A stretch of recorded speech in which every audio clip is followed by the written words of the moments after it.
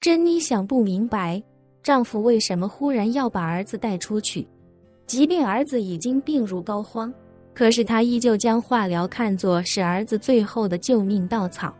眼见丈夫不等儿子化疗完，就要带孩子出去，她连忙阻拦道：“你疯了，不管怎么样，也要等孩子化疗结束再说啊。”詹姆斯·史密斯摆摆手：“等不了了，我现在就要带他出去一趟。”说着，他不待珍妮按下呼唤铃，自己上前一步，将儿子的输液针拔了下来，然后抱起昏睡的儿子便往外走。珍妮又惊又气，一路追出来，在身后斥责道：“詹姆斯，你把吉米放下，他的化疗药物还有一半没输，你这样会害死他的。”詹姆斯·史密斯没有说话，脚下的速度更快了几分，逃一般的往医院外跑。珍妮连忙追着他出了医院，眼见詹姆斯在门口拦车，他更是气得直跺脚，哭着上前质问：“詹姆斯，你到底要干什么？不管怎么样，都不能拿儿子的性命开玩笑。”这时，一辆出租车停在了詹姆斯·史密斯面前，他正要抱着儿子上车，眼见老婆哭得梨花带雨，迟疑片刻，转身过来，在他耳边说道：“有个朋友给我打电话，说是帮吉米争取了一个9旋再造完的临床实验名额。我现在还不能确定这件事情到底是不是真的，能不能成功，但对方跟我说了，这件事情不可以声张，所以我就没有在医院里跟你说清楚。”珍妮一听这话，顿时惊喜不已地问他：“真的，詹姆斯，你说的都是真的？吉米真的能得到一个临床试验的名额？”詹姆斯·史密斯在他耳边说道：“亲爱的，一切都还是未知数，所以你不用太激动，也不用太紧张，保持平常心，去准备接女儿放学。如果这件事成了，我会第一时间告诉你，然后我们找个地方好好庆祝庆祝。如果这件事没成，我会第一时间送吉米回来化疗，你照顾好女儿，不用担心。”珍妮连忙重重点头，开口道：“好，那你先带吉米过去，我等你的消息。”詹姆斯·史密斯在老婆的额头上用力地亲吻一下，转身钻进了出租车，对司机说道：“你好，去9旋制药。”眼下的9旋制药，其保密程度堪比军事机构。由于之前出现过多次试图偷盗9旋再造完配方的案件，所以金陵警方已经将9旋制药附近列为管制区域。这个管制区域等于给9旋制药人为地打造了一个缓冲地带。在这个缓冲地带里，不仅有民警时刻巡逻，而且任何车辆不得临时停车，一旦停车就会有警察上前劝离。外界人士唯一能够接近的地方，就是9旋制药的正门。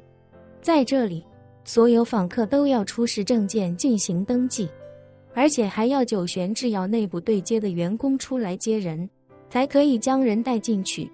由于大门有保安把守，也有警察盯防，所以外人到了这里，没有预约也是根本进不去的。詹姆斯·史密斯乘坐出租车在门口下车的时候，胡略奇和舒兰也刚好抵达。见到詹姆斯·史密斯，胡略奇惊喜地笑着说道：“史密斯先生，咱们又见面了。”又见面了。詹姆斯·史密斯微微一笑，问他：“你们徒步的感觉怎么样？”“挺好的。”胡略奇笑着说道，“趁着还没有到失去行动能力的地步，到处多走走，多看看。”詹姆斯·史密斯点点头，忍不住问他：“乐奇，你电话里说的事情是真的吗？”胡乐奇掏出手机，看着叶晨的电话号码，有些不太确定地说道：“是不是真的？打完这个电话就知道了。”刚说完，2名保安走上前来，其中一人问道：“几位，请问你们有预约吗？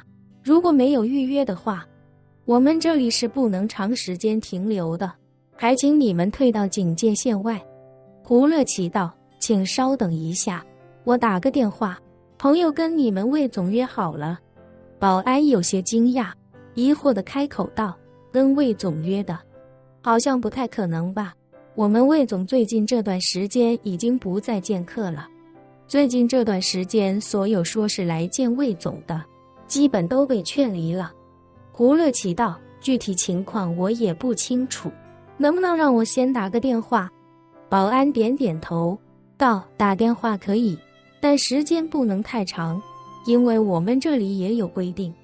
好，胡乐奇也知道保安有保安的工作，自己自然不能给别人添麻烦，于是便道：您稍等，我很快就好。说罢，他按下通话键，给叶晨打了过去。电话里传来等待接听的嘟嘟声，让胡乐奇的心悬到了嗓子眼。他虽然从内心深处不相信叶晨会拿这种事情跟自己开涮，但真到了这个时候，他还真担心这个电话无人接听，或者直接被对方挂断。此时的叶晨还在驱车前往普洱的路上，接到一个陌生电话，他便猜到应该是胡乐奇。果不其然，电话一接通，胡乐奇那长出一口气的声音便传了过来：阿晨，是我，胡乐奇，我已经到九玄制药了。叶晨笑道：到了就好，你稍等一下，我现在就给魏亮打个电话。胡乐奇有些忐忑，语气也有些感激地说道：麻烦你了，阿晨。叶晨淡然笑道：别客气。说罢，他挂了胡乐奇的电话，给魏亮打了过去。电话响了2声，魏亮的声音便传了过来：叶大师，您打电话来有什么吩咐？叶晨问他：魏亮，九玄再造完的临床试验名额都敲定了吗？魏亮忙道：叶大师，名额还有最后一批，一共50人，正在抓紧评估，预计2天之后能出最终的积分排名情况，到时候就能确定最后一批大名单了。好，叶晨微微一笑，开口道：对了，为了我给你打电话，是想让你加3个名额，你记住我的话，是加3个名额，不是让你从那最后一批50个人里匀出3个名额出来。魏亮问道：叶大师，您的意思是最后一批大名单应该一共是53个人？叶晨嗯了一声，对。魏亮道：叶大师，现在的药量都是配好的，匀不出额外的3人药量了，要是从其他50人的药量里稀释一部分，分成53份可以吗？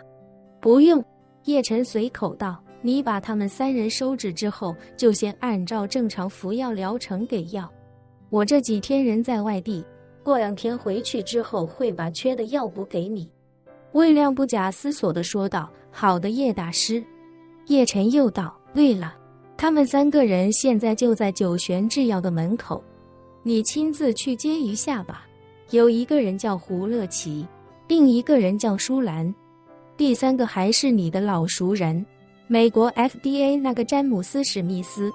本期视频结束，欢迎订阅我的频道，这样就不会错过精彩内容。